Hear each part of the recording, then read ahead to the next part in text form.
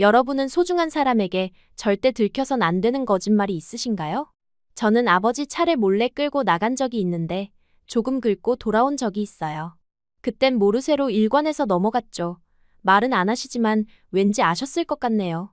여러분도 이런 거짓말 한 번쯤은 있으실 겁니다. 그런데 오늘의 주인공은 제 거짓말과는 비교도 안 되는 엄청나게 큰 거짓말을 했습니다. 오늘 이야기의 주인공은 한국에 시집와서 남편이 있는데도 아직 결혼을 안 했다고 거짓말한 우즈베키스탄 여성입니다. 결혼식도 올리고 한국에서 잘 지내고 임신까지 했는데 한국 남편에게 딱 걸리고 말았다는데요. 그리고 남편의 한마디에 그녀는 주저앉아 오열했다고 합니다. 대체 남편은 무슨 말을 했을까요? 그리고 그녀는 왜 그런 거짓말을 했을까요? 이야기 들어보시죠. 구독과 좋아요는 감동블라썸 영상 제작에 큰 힘이 됩니다. 안녕하세요. 저는 아지자입니다. 우즈베키스탄의 작은 도시 나만간에서 태어났어요. 높은 산맥이 병풍처럼 둘러싸인 이곳은 사시사철 건조한 바람이 불고 여름이면 뜨거운 태양 아래 모든 것이 말라가는 곳이었습니다. 아름다운 풍경 속에서도 저의 어린 시절은 늘 어둡고 무거웠어요. 그 이유는 바로 우리 집 가장인 아버지 때문이었습니다. 아버지는 마을에서 꽤 영향력 있는 상인이었어요. 우즈베키스탄의 전통 직물인 이캇을 거래하는 일을 하셨는데 그 덕에 집안 형편은 마을 사람들보다 나은 편이었습니다. 하지만 경제적 여유와는 달리 정서적 여유는 찾아볼 수 없었어요. 아버지의 엄격함은 마을에서도 소문이 자자했습니다. 아지자, 이리 와봐. 아버지의 목소리가 들리면 온몸이 얼어붙곤 했어요. 그의 눈빛 하나에도 숨이 막히고 말 한마디에도 온몸이 떨렸습니다. 아버지가 화가 났을 때 그 무서운 눈초리는 지금도 가끔 악몽에 나타나요. 어머니는 늘 조용히 그의 뜻을 따르며 집안일을 하셨습니다. 저와 제 언니 사이라는 어머니처럼 순종적인 딸이 되기를 바라는 아버지의 기대 속에서 자라야 했어요. 사이라 언니는 저보다 8살이나 많았습니다. 언니는 아름다웠어요. 검은 머리카락과 깊은 눈동자 그리고 우즈베키스탄 여인 특유의 고운 피부를 가졌습니다. 아버지는 언니가 성인이 되면 좋은 집안과 혼사를 맺으려 했어요. 그때마다 어머니의 간곡한 부탁으로 정약 결혼은 이루어지지 않았죠. 제가 12살 되던 해 언니는 20살이 되었어요. 어느 날 낯선 중년 남자들이 우리 집을 찾아왔습니다. 그들은 결혼 중개인이었어요. 처음 보는 외국인들이 집에 들어와 아버지와 오랜 시간 대화를 나누는 모습이 생소하고 무서웠습니다. 사이라는 복받은 아이야. 해외로 시집가서 좋은 삶을 살게 될 거야. 대화 후 아버지는 그렇게 말씀하셨어요. 하지만 언니의 표정은 어두웠습니다. 그날 밤, 저는 방문 틈새로 언니가 어머니와 이야기하는 것을 엿들었어요. 엄마, 저 무서워요. 한국이 어디인지도 모르는데. 언니의 목소리에는 두려움이 느껴졌습니다. 더 이상은 들을 수 없었어요. 어린 저는 그저 언니가 슬퍼하는 모습만 보고 아버지가 언니를 강제로 시집 보낸다고 생각했습니다. 그로부터 한 달 후, 우리 집엔 다시 낯선 사람들이 찾아왔어요. 그 중에는 나이가 지긋한 남자도 있었습니다. 그는 언니에게 줄 선물을 잔뜩 가져왔어요. 비싼 화장품, 옷 그리고 장신구들. 하지만 그런 물건들보다 제 눈에 더 크게 들어온 것은 아버지에게 건네진 두툼한 봉투였습니다. 저는 어린 마음에 무언가 이상하다고 느꼈어요. 사람을 사고 판다는 게 이런 걸까? 라는 생각이 들었습니다. 결혼 준비는 빠르게 진행되었어요. 저는 자주 언니의 방 앞에서 흐느끼는 소리를 들었습니다. 하지만 낮에는 언니가 아버지 앞에서 억지로 미소를 짓는 것처럼 보였어요. 어린 제 눈에는 그저 언니가 울고 슬퍼하는 모습만 보였고 그것이 강제 결혼 때문이라고 확신했습니다. 결혼식 날, 저는 평생 잊지 못할 장면을 목격했어요. 전통 홀레복을 입은 언니는 예뻤지만 그 눈에는 슬픔이 가득했습니다. 언니가 집을 떠날 때 저는 마당 구석에 숨어 울었어요. 언니는 뒤돌아보며 손을 흔들었고 그의 눈에서 눈물이 흘러내렸습니다. 아버지는 그 모습을 보고도 담담했어요. 오히려 만족스러운 표정이었습니다. 사이라는 이제 좋은 집에서 행복하게 살 거야. 너도 나중에 그렇게 될 거다, 아지자. 아버지의 그 말은 제게 위협처럼 들렸어요. 그날 이후로 국제결혼이란 단어는 제게 공포가 되었습니다. 제 머릿속에는 국제결혼은 사랑 없는 거래라는 인식이 단단히 자리 잡았어요. 언니가 떠난 후 집은 더욱 적막해졌습니다. 가끔 언니에게서 편지가 왔어요. 겉으로는 행복하다는 내용이었지만 제 직감은 그렇지 않다고 말했습니다. 시간은 눈 깜짝할 사이에 흘러갔어요.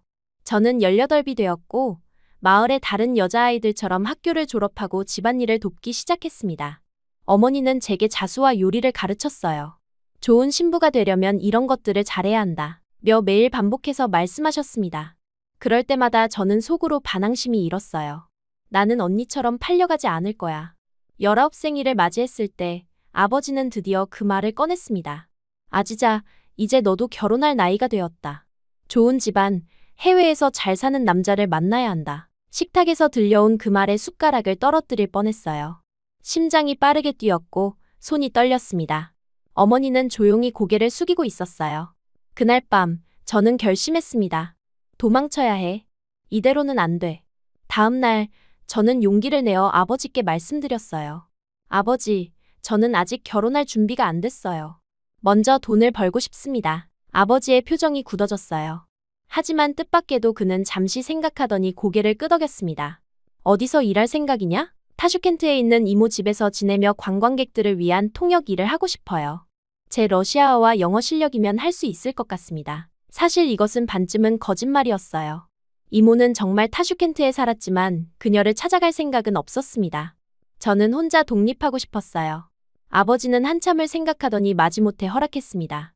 아마도 제가 돈을 벌어오면 더 좋은 조건으로 결혼할 수 있을 거라고 판단했던 것 같아요. 우선 6개월만 해봐라. 너무 힘들면 그땐 돌아와서 좋은 사람 만나보자. 아버지의 최후 통첩이 떨어졌어요. 저는 속으로 다시는 돌아오지 않을 거야라고 다짐했습니다. 어머니는 제 짐을 싸는 것을 도와주셨어요. 짐을 싸면서 어머니는 조용히 말씀하셨습니다. 너무 멀리 가지 마라. 아버지가 엄한 것 같아도 너를 정말 사랑한단다. 그 말에 저는 울컥했어요. 어머니의 사랑은 느껴졌지만 저를 올가매는 족쇄 같은 이곳을 벗어나고 싶었습니다. 다음 날 아침, 저는 가족과 작별 인사를 나누고 타슈켄트행 버스에 올랐어요. 창문 밖으로 점점 멀어지는 고향 마을을 바라보며 새로운 삶에 대한 기대와 두려움이 교차했습니다. 하지만 한 가지 확실한 것은 저는 언니처럼 팔려가는 삶을 살지 않겠다는 결심이었어요. 타슈켄트에 도착한 저는 이모 집에 잠시 머물렀습니다. 이모는 저희 계획을 듣고 놀라워했어요. 하지만 제 결심을 꺾지는 않았습니다. 오히려 일자리를 찾는 것을 도와주셨어요. 이모의 소개로 저는 작은 관광 안내소에서 일하게 되었습니다. 외국인 관광객들에게 우즈베키스탄의 문화와 역사를 소개하는 일이었어요. 처음에는 낯설고 어색했지만 점차 익숙해졌습니다. 그렇게 새로운 삶이 시작되었어요. 제 인생에서 처음으로 아버지의 그림자 없이 살아가는 나날들이 이어졌습니다. 자유롭다는 느낌은 말로 표현할 수 없을 만큼 좋았어요. 하지만 밤이 되면 불안함이 밀려왔습니다. 6개월이 지나면 어떻게 하지? 정말 집으로 돌아가야 할까? 라는 생각에 잠을 이루지 못할 때가 많았어요. 아버지에게서 벗어나 독립적인 삶을 살고 싶었지만 마음 한구석에는 늘 그의 말이 맴돌았습니다. 좋은 집안, 해외에서 잘 사는 남자를 만나야 한다. 그 말이 주문처럼 제 머릿속을 떠나지 않았어요. 아버지의 통제에서 벗어났다고 생각했지만 그의 영향력은 여전히 제 안에 남아 있었습니다. 한 달이 지난 후 저는 이모 집에서 나와 작은 원룸을 얻어 혼자 살기 시작했어요. 비록 좁고 초라한 공간이었지만 제 인생에서 처음으로 가진 나만의 공간이었습니다. 매일 아침 일어나 창문을 열면 보이는 타슈켄트의 전경은 새로운 삶에 대한 희망을 품게 했어요. 하지만 그런 희망 속에서도 언니의 결혼식 날 본 그 슬픈 눈빛은 잊을 수 없었습니다. 나는 절대 사랑 없는 결혼은 하지 않을 거야. 아버지가 원하는 대로 살지 않을 거야. 매일 밤 그렇게 다짐하며 잠들었어요. 타슈켄트에서의 생활은 자유로웠지만 쉽지 않았어요. 관광 안내소에서 받는 급여만으로는 생활비를 충당하기 어려웠습니다.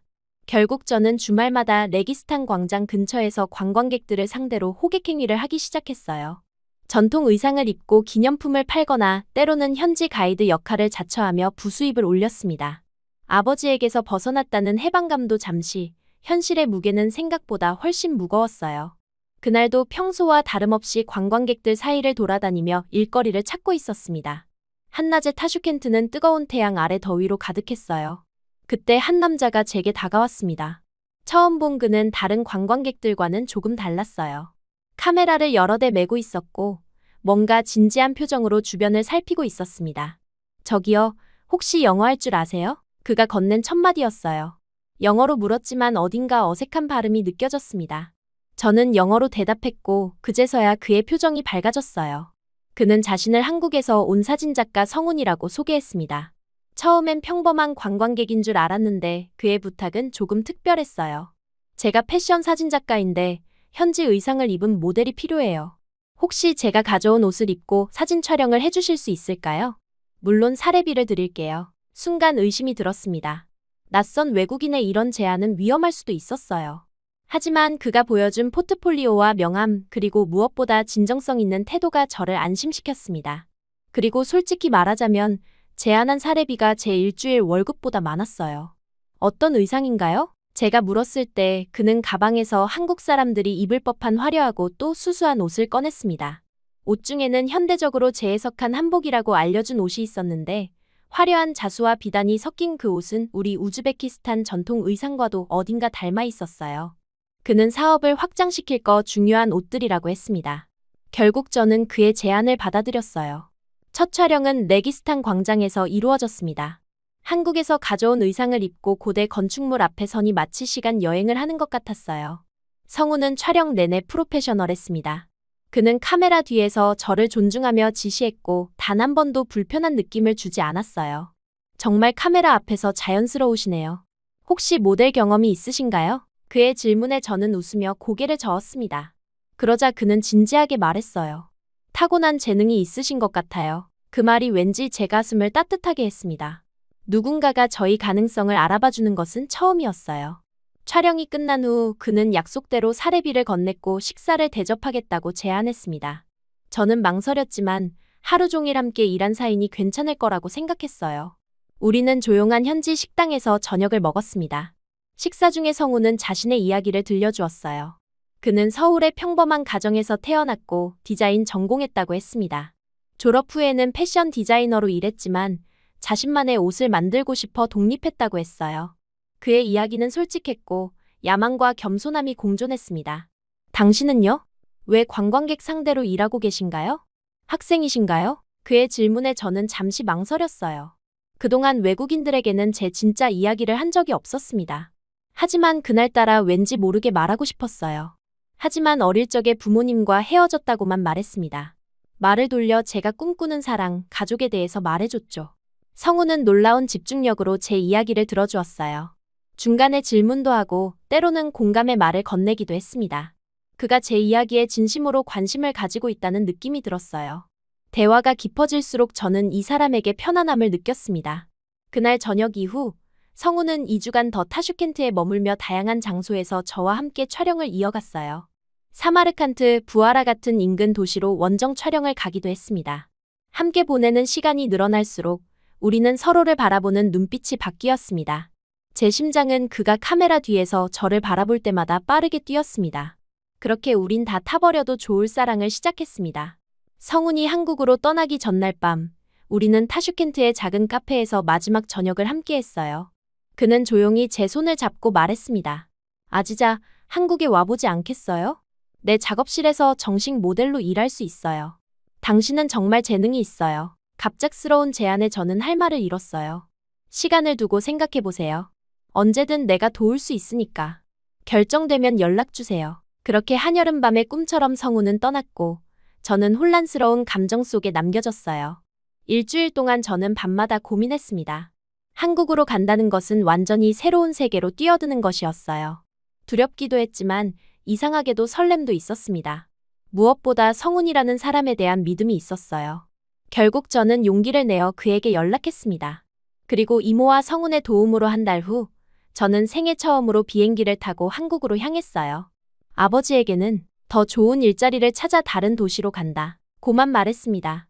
어머니는 제 결정을 의심스러워했지만 제 의지를 꺾지는 않았어요. 서울에 도착했을 때 저는 그 거대한 도시에 압도되었습니다. 고층 빌딩들과 끝없이 흐르는 자동차들, 그리고 낯선 언어와 문화. 모든 것이 생소했어요. 하지만 공항에서 저를 기다리고 있던 성훈의 미소는 그 모든 불안함을 씻어내렸습니다. 성훈은 자신의 작은 스튜디오 근처에 있는 원룸을 제게 마련해 주었어요. 그리고 약속대로 그의 사업 확장에 저를 첫 모델로 고용했습니다. 그저 잠깐의 불장난이 아니라 우리는 시간이 늘어날수록 감정이 깊어졌어요. 그는 제게 한국어를 가르쳐 주었고 저는 그에게 우즈베키스탄의 문화를 들려주었습니다. 서울에서의 생활이 6개월쯤 지났을 때 성훈의 옷들은 패션계에서 주목받기 시작했어요. 제가 입은 그의 옷은 여러 잡지에 실렸고 전시회도 열게 되었습니다. 그리고 그 중심에는 항상 제가 있었어요. 저는 단순한 모델을 넘어 그의 창작 파트너가 되어 있었습니다. 그런 성공 속에서 우리의 관계는 자연스럽게 연인 이상의 생각을 하게 되었어요. 그렇게 하루하루 깊어지는 사랑을 키워가던 어느 날 밤, 한강변을 걷던 중 성우는 불쑥 청혼했습니다. 반지도 화려한 이벤트도 없었지만 그의 진심 어린 눈빛과 떨리는 목소리는 어떤 화려한 프로포즈보다 값졌어요. 아지자, 나와 결혼해 줄래요? 당신이 내 인생의 빛이에요. 그 순간 저는 망설임 없이 네, 라고 대답했습니다. 사랑 없는 결혼을 평생 두려워했던 제가 이제는 사랑하는 사람과의 결혼을 꿈꾸게 되었어요. 하지만 행복 속에서도 한 가지 큰 문제가 남아 있었습니다. 바로 부모님에 대한 이야기였어요. 저는 아직도 부모님께 성운의 존재를 알리지 않았습니다. 매달 번 돈의 일부를 고향에 보내며 저는 일이 잘 되고 있다 는 거짓말을 계속했어요. 성운에게도 마찬가지였습니다. 그는 제가 부모와 헤어진 고아라고 알고 있었어요. 처음에는 단순한 거짓말이었지만 시간이 지날수록 그 거짓은 눈덩이처럼 불어났습니다. 결혼 준비를 하면서도 이 비밀은 제 마음을 무겁게 눌렀어요. 때때로 성운에게 모든 것을 고백하고 싶었지만 그가 실망할까봐 두려웠습니다. 그는 항상 정직함을 중요시했거든요. 결국 저는 작은 결혼식을 올리기로 했고 양가 가족 없이 친구들만 초대했어요. 성운도 역시 부모님이 계시지 않아 제 말에 큰 의심이 없었습니다. 우리의 결혼식은 소박했지만 따뜻했어요. 성운의 친구들과 제가 한국에서 사귄 몇몇 친구들이 함께해 주었습니다. 그날 저는 행복과 죄책감 사이에서 복잡한 감정을 느꼈어요. 이렇게 거짓으로 시작된 결혼이 과연 축복받을 수 있을까 하는 의문이 들었습니다. 하지만 성운의 눈빛을 볼 때마다 그런 두려움은 잠시 잊혔어요. 결혼 후 우리는 성운의 작은 아파트에서 함께 살기 시작했습니다. 저는 여전히 그의 작업에 모델로 참여하며 때로는 작은 패션 브랜드의 광고에도 출연했어요. 우리의 삶은 겉으로 보기에 완벽했습니다. 하지만 제 마음 깊은 곳에는 항상 거짓말의 그림자가 드리워져 있었어요. 매달 우즈베키스탄에 돈을 보내면서 저는 두 개의 삶을 살고 있었습니다. 하나는 성운과 함께하는 행복한 신혼생활, 다른 하나는 여전히 아버지의 기대에 부응하는 척하는 딸의 삶이었어요. 이 이중생활은 점점 저를 지치게 했습니다. 성운은 월급을 주면서 따로 제가 어디에 돈을 썼는지 묻지 않아서 다행이었어요. 집에 돈을 보내고 돈이 모자랄 때면 정말 난감했습니다. 밤에는 종종 악몽에 시달렸고 때로는 아무 이유 없이 눈물이 났어요. 성운은 제 상태를 걱정했지만 저는 고향이 그리워서 라는 핑계를 댔습니다. 그는 이해한다며 저를 안아주었어요. 그의 따뜻한 포옹 속에서 저는 더욱 죄책감을 느꼈습니다. 이렇게 순수한 사랑을 거짓말로 더럽히고 있다는 자책감이 들었어요. 언젠가는 모든 걸 말해야 해. 매일 밤 그렇게 다짐했지만 그 언젠가는 계속 미뤄졌습니다. 저는 이 행복이 깨질까 두려웠어요. 그리고 그 두려움은 곧 현실이 될 줄 몰랐습니다. 인생의 가장 큰 변화가 찾아왔을 때 제 거짓말의 성은 무너지기 시작했어요. 그때는 결혼 생활 2년 차, 봄이 막 시작될 무렵이었어요. 그날 아침, 저는 평소와 다른 몸 상태의 이상함을 느꼈습니다.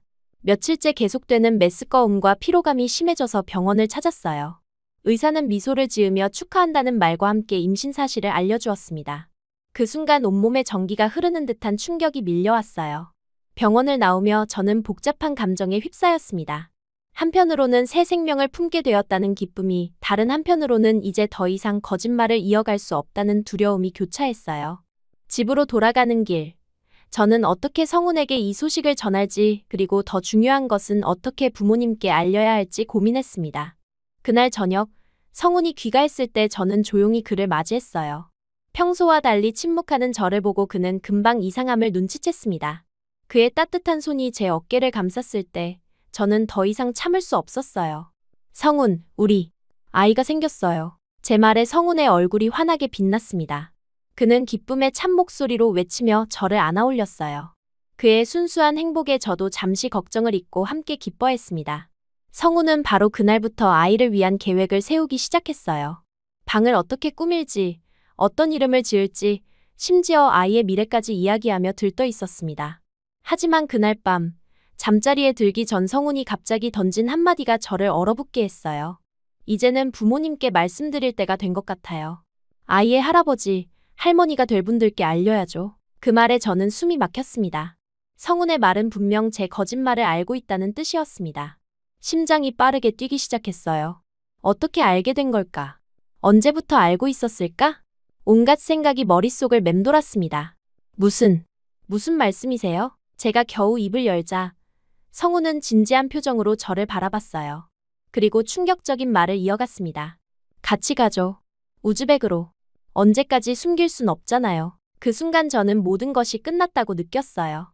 성훈이 제 거짓말을 알고 있다는 사실, 그리고 이제 저를 고향으로 데려가 모든 것을 밝히려 한다는 것이 너무 무서웠습니다. 아버지를 만난 성훈이 어떤 반응을 보일지, 제 거짓말을 알게 된 아버지가 어떻게 행동할지 상상만으로도 끔찍했어요. 어떻게 알게 된 거예요? 제 떨리는 질문에 성훈은 한숨만 내쉬었어요. 그의 눈빛은 많은 것을 알고 있다는 듯했지만 더 이상의 설명은 없었습니다. 그저 묵묵히 제 손을 잡아주었을 뿐이에요. 그 침묵이 오히려 저를 더 불안하게 했습니다. 도대체 언제부터, 어떻게 알게 된 걸까? 제 머릿속은 온갖 나쁜 생각으로 가득 찼어요. 성우는 그날 이후로 이 문제에 대해 더 이상 언급하지 않았습니다.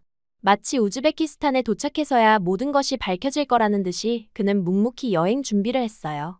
그의 침묵은 때로는 용서의 표시처럼, 때로는 분노를 억누르는 것처럼 느껴졌습니다. 저는 더 이상 질문할 용기가 없었어요. 저는 며칠 동안 제대로 잠을 이루지 못했어요.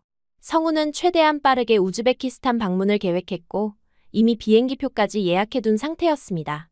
저는 그 며칠 동안 마치 도살장에 끌려갈 소처럼 하루하루를 보냈어요. 성훈과의 대화도 줄었고 함께 있을 때도 어색함이 감돌았습니다. 아이러니하게도 성훈이 오히려 저를 피하는 듯했어요. 평소보다 늦게 귀가하고 말수도 줄었습니다. 혹시 저에 대한 마음이 변한 것은 아닐까? 그런 불안감이 저를 괴롭혔어요. 저는 죄인이 된 기분으로 그에게 어떤 말도 꺼낼 수 없었습니다. 출국 전날 밤, 성훈은 조용히 제 손을 잡고 앉았어요. 그의 표정은 진지했지만 예상과 달리 화난 기색은 없었습니다. 아지자, 제가 화가 난 것은 아지자가 가족이 있다는 사실이 아니에요. 제게 거짓말을 했다는 점이 마음이 아프지만 왜 그랬는지는 이해해요. 그러니 이제 모든 걸 바로잡을 기회가 왔으니 두려워하지 마요. 그의 따뜻한 말에도 저는 여전히 불안했어요. 우즈베키스탄으로 가는 비행기 안에서도 마음은 천근만근이었습니다. 머릿속에는 최악의 시나리오들이 펼쳐졌어요. 아버지가 성훈을 거부하거나 성훈이 제 가족을 만나고 실망하여 저를 떠나거나 타슈켄트 공항에 도착했을 때 저는 다리가 후들거려 제대로 걸을 수 없을 정도였어요. 우리는 바로 기차를 타고 남한간으로 향했습니다. 성훈은 여행 내내 저를 안심시키려 했지만 제 불안은 점점 커져만 갔어요. 고향 마을이 가까워질수록 심장은 더 빠르게 뛰었습니다. 마침내 그 익숙한 마을의 입구에 도착했을 때 저는 눈물이 났어요. 떠나온 지 4년 만에 돌아온 고향은 여전히 그대로였습니다. 건조한 공기, 낮은 집들, 그리고 그 집. 아버지의 집이 멀리서 보였어요. 우리 집 앞에 도착하자 제 심장은 멎을 것 같았습니다. 문이 열리고 어머니가 나오셨어요. 그 순간 모든 두려움과 걱정이 눈물로 터져나왔습니다. 어머니는 저를 보자마자 달려와 꼭 안아주셨어요. 그리고 놀랍게도 성훈에게도 따뜻한 미소를 지어주셨습니다. 들어오너라, 기다리고 있었단다. 어머니의 말에 저는 더욱 혼란스러워졌어요. 어떻게 우리가 온다는 걸 알고 있었을까? 집 안으로 들어가자 더 큰 충격이 저를 기다리고 있었습니다. 아버지는 예상과 달리 성훈에게 친절했어요. 그는 성훈의 손을 굳게 잡고 인사했습니다. 저는 그 광경이 믿기지 않았어요. 왜 아버지가 화를 내지 않는 걸까? 왜 성훈을 따뜻하게 맞이하는 걸까? 저녁 식사는 이상할 정도로 화기애애한 분위기에서 진행되었습니다.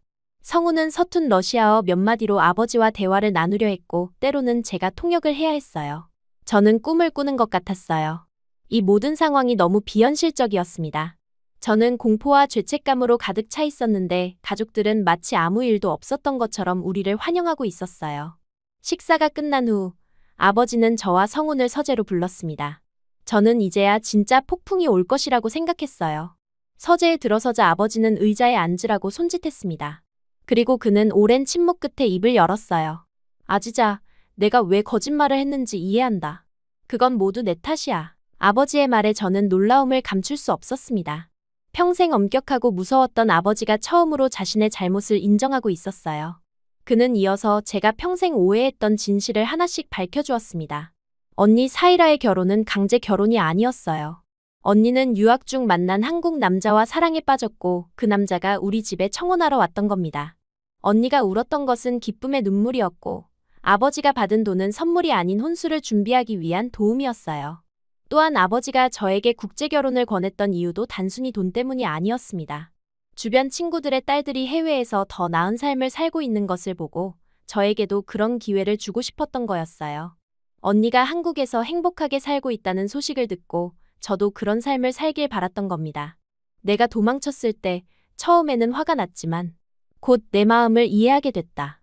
그리고 내가 좋은 사람을 만나 행복하게 살고 있다는 소식을 들었을 때 정말 기뻤단다. 아버지의 말에 저는 눈물을 멈출 수 없었어요. 모든 게 오해였다니. 제가 평생 두려워했던 아버지의 모습은 어쩌면 제 어린 시절의 왜곡된 기억 속에서만 존재했는지도 모릅니다. 성우는 조용히 제 손을 잡아주었어요. 그리고 그도 자신의 이야기를 들려주었습니다. 정말 미안하지만 우연히 아지자의 휴대폰을 보게 되었어요. 처음에는 배신감에 화가 났지만 곧 그녀의 상황을 이해하게 되었습니다. 그래서 직접 연락드렸어요. 아지자의 행복을 진심으로 바라시는 분이라는 걸 대화를 통해 알게 되었어요. 아버지는 고개를 끄덕였어요. 그리고 성훈에게 감사하다고 말했습니다. 저를 잘 돌봐줘서 그리고 진실을 밝히기 위해 이곳까지 데려와줘서. 아버지와의 대화 후 저는 마치 무거운 짐을 내려놓은 것 같은 기분이었어요. 수년 동안 짊어지고 다녔던 오해와 거짓말의 무게가 사라지니 몸이 가벼워졌습니다. 그날 밤 오랜만에 편안한 숨을 쉬며 잠에 들었어요. 다음 날 아침 어머니는 일찍부터 일어나 맛있는 아침을 준비하고 계셨습니다. 예전처럼 플로프와 논을 만드셨어요. 그 익숙한 냄새에 고향의 기억이 물밀듯이 밀려왔습니다. 부엌으로 들어서자 어머니는 따뜻한 미소로 저를 맞아주셨어요. 많이 컸구나, 우리 아지자. 이제는 어엿한 어른이 되었네. 어머니의 말씀에 눈물이 또 차올랐어요. 어머니는 제 뺨을 쓰다듬으며 말을 이어가셨습니다. 우리가 너를 불안하게 만든 거란다. 아버지의 방식이 때로는 너무 엄했지. 하지만 그건 모두 너를 사랑해서 그랬던 거야. 그 말에 저는 어머니를 꼭 안았어요. 어린 시절부터 항상 아버지의 그늘에 가려져 있던 어머니의 사랑이 온전히 느껴졌습니다. 어머니는 제 등을 토닥이며 조용히 위로해 주셨어요. 아침 식사 중에 성훈이 놀라운 제안을 했습니다. 그는 우즈베키스탄의 전통에 따라 결혼식을 다시 올리고 싶다고 말했어요. 처음에는 놀랐지만 곧 그 의미를 이해했습니다. 이것은 단순한 의식이 아니라 모든 오해와 거짓말을 뒤로하고 새롭게 시작하는 상징적인 행동이었어요. 성훈의 말에 저는 고개를 끄덕였습니다. 그의 이해와 사랑이 저를 더욱 감동시켰어요. 아버지도 그 제안에 기쁘게 동의하셨습니다. 그의 얼굴에서 진심 어린 미소를 본 것은 정말 오랜만이었어요. 좋은 생각이구나. 마을 사람들에게 알리고 준비를 시작하자. 아버지의 말씀에 어머니는 감격에 겨워 눈물을 흘리셨습니다. 그렇게 결혼식 준비가 시작되었어요. 부모님은 마을의 모든 사람들에게 소식을 전했고 전통 음식과 의상 준비가 분주하게 이루어졌습니다.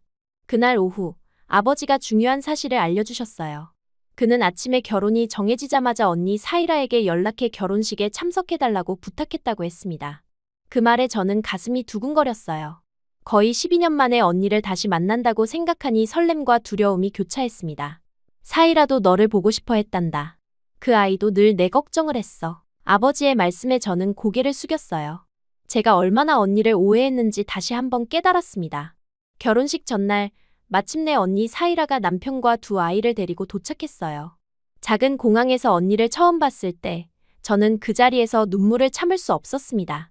언니는 여전히 아름다웠고 행복해 보였어요. 그녀는 저를 보자마자 달려와 꼭 안아주었습니다. 아지자, 정말 보고 싶었어. 많이 컸구나. 언니의 목소리에는 그리움과 사랑이 가득했어요. 저는 그저 언니의 품에 안겨 울 수밖에 없었습니다. 그 순간 모든 오해와 아픔이 눈 녹듯 사라지는 것 같았어요. 집으로 돌아와 언니와 마주 앉았습니다. 저는 모든 이야기를 털어놓았어요.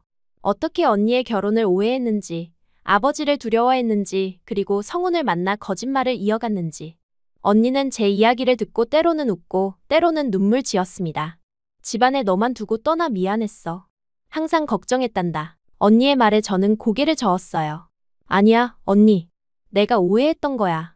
이제 다 괜찮아요. 언니는 자신의 이야기도 들려주었습니다. 그녀는 정말로 사랑으로 결혼했고 행복하게 살고 있다고 했어요. 처음에는 언어와 문화 차이로 힘들었지만 남편의 사랑과 지지로 잘 적응했다고 했습니다. 그나저나 내 남편, 정말 좋은 사람 같아. 아버지도 그를 무척 마음에 들어 하시더라. 언니의 말에 저는 미소 지었어요. 성우는 정말 제 인생의 축복이었습니다. 그가 아니었다면 저는 여전히 두려움과 거짓말 속에 살고 있었을 거예요. 우리는 밤늦게까지 이야기를 나누었습니다. 그 시간 동안 오랜 시간 쌓였던 오해와 상처가 하나둘 치유되는 느낌이었어요. 언니와 저는 다시 어린 시절처럼 가까워졌습니다. 결혼식 날, 온 마을이 축제 분위기였어요. 아침부터 전통 음악이 울려 퍼지고 사람들은 춤추며 기뻐했습니다. 저는 언니의 도움으로 전통 홀레복을 입었어요. 우즈베키스탄의 화려한 아틀라스 직물로 만든 드레스는 색색의 꽃무늬로 장식되어 있었습니다. 내가 이렇게 아름다운 신부가 될 줄 누가 알았겠니? 어릴 때 사랑하는 남자와 결혼이 꿈이라고 했잖아. 언니의 말에 저는 쑥스러운 미소를 지었어요. 어린 시절의 꿈이 이렇게 행복한 순간으로 실현될 줄 몰랐습니다. 성우는 우즈베키스탄 전통 의상인 찰퐁을 입고 무척 멋있었어요. 그의 얼굴에는 약간의 긴장과 함께 행복한 미소가 번졌습니다. 언니 사이라는 제 옆에서 들러리를 맡아주었고 그녀의 두 아이들은 꽃을 뿌리며 앞장섰어요. 마치 어릴 적 우리가 꿈꾸던 결혼식 놀이가 현실이 된 것 같았습니다. 아버지는 처음으로 제게 자랑스러움을 표현했어요. 그는 마을 사람들 앞에서 저와 성운을 소개하며 이렇게 말씀하셨습니다. 제 딸 아지자는 늘 용감했습니다. 제 딸은 자신의 길을 찾아 떠났고 이제 훌륭한 남편과 함께 돌아왔습니다. 오늘 우리는 이들의 사랑을 축복합시다. 그 말에 저는 눈물을 참을 수 없었어요. 평생 아버지에게서 들어보지 못한 말이었습니다. 성우는 제 손을 꼭 잡아주었어요. 결혼식은 전통에 따라 진행되었습니다. 우리는 서로에게 약속을 하고 마을 어른들의 축복을 받았어요. 그리고 마침내 전통춤인 나지라를 추며 축하의 시간을 가졌습니다. 성우는 서툴지만 열심히 춤을 따라 추려 노력했고 그 모습에 모두가 웃음을 터뜨렸어요. 언니의 남편도 함께 어울려 춤을 추었습니다. 두 외국 남자가 우즈베키스탄 전통 춤을 추는 모습은 어색하면서도 감동적이었어요. 그것은 마치 두 문화가 하나로 어우러지는 모습 같았습니다. 결혼식이 끝난 후 우리는 일주일 동안 더 고향에 머물렀어요. 오랜만에 가족과 함께하는 시간은 정말 소중했습니다. 어머니의 요리를 먹고 아버지의 이야기를 듣고 언니와 추억을 나누는 그 시간들이 저희 오래된 상처를 치유해 주었어요. 마침내 한국으로 돌아갈 시간이 되었습니다. 떠나기 전날 밤, 아버지는 저를 불러 조용히 말씀하셨어요. 행복하게 살아라, 아지자. 그리고 자주 연락하거라. 아버지의 말씀에 저는 고개를 끄덕였습니다. 더 이상 두려움은 없었어요. 이제는 진정한 사랑과 이해로 맺어진 가족의 유대가 있었습니다. 한국으로 돌아온 후 우리의 삶은 완전히 달라졌어요. 이제는 더 이상 거짓말이나 숨김 없이 자유롭게 살 수 있었습니다. 저는 성운의 작업에 더 적극적으로 참여하기 시작했고 우즈베키스탄의 전통 문양을 활용한 디자인 작업도 시작했어요. 임신 기간 동안 성운은 정말 다정했습니다. 항상 제 곁을 지켜주었고 어떤 상황에서도 저를 지지해 주었어요. 그리고 마침내 우리의 첫 아이가 태어났습니다. 건강한 남자아이였어요. 우리는 그 아이에게 우즈베키스탄의 빛이라는 뜻의 누를란이라는 이름을 지어주었습니다. 한국식으로는 광민이라고 부르기로 했어요. 시간은 빠르게 흘러 어느새 누를란은 8살이 되어 곧 초등학교에 입학할 준비를 하고 있었습니다. 그는 제 고향 언어와 한국어를 모두 유창하게 구사했어요. 종종 할아버지, 할머니와 화상통화를 하며 우즈베키스탄의 문화도 조금씩 배워갔습니다. 그리고 저희 언니와 제가 8살 차이 난 게 운명인 것처럼 둘째를 가지게 되었어요. 이렇게 제 행복의 수가 늘었습니다. 올해 여름, 우리에게 특별한 계획이 있었어요. 부모님과 언니네 가족이 모두 한국을 방문하기로 한 것입니다. 아버지는 처음으로 비행기를 타게 된다며 설레하셨고, 어머니는 손자를 직접 안아보게 된다는 생각에 기뻐하셨어요. 언니는 두 아이와 함께 오기로 했습니다. 저는 그들을 맞이할 준비로 분주했어요. 성우는 저를 돕기 위해 작업 일정을 조정했고, 누를라는 할아버지, 할머니를 만난다는 생각에 들떠 있었습니다. 우리 집은 활기로 가득 찼어요. 이제 저는 더 이상 거짓말 속에 살지 않습니다. 과거의 오해는 모두 풀렸고 제 삶은 진실과 사랑으로 채워졌어요. 때로는 서로 다른 문화와 언어의 차이로 어려움도 있지만 그것이 오히려 우리 가족을 더 특별하게 만들어 주었습니다. 돌아보면 어린 신부였던 저를 언제나 듬직하게 지켜준 성운 덕분에 지금의 제가 있어요. 그가 아니었다면 저는 평생 두려움과 거짓 속에 살다 무너졌을 겁니다. 그의 이해와 사랑이 저를 구했고 진정한 행복으로 이끌어 주었어요. 그때 그가 아니었다면 나는 평생 거짓말 속에서 살다 무너졌을 거야. 이 말은 이제 제 가슴속 깊이 새겨진 감사의 문장이 되었습니다. 그리고 이제는 확신해요. 진정한 사랑은 국경도, 문화도, 오해도 뛰어넘을 수 있다는 것을요.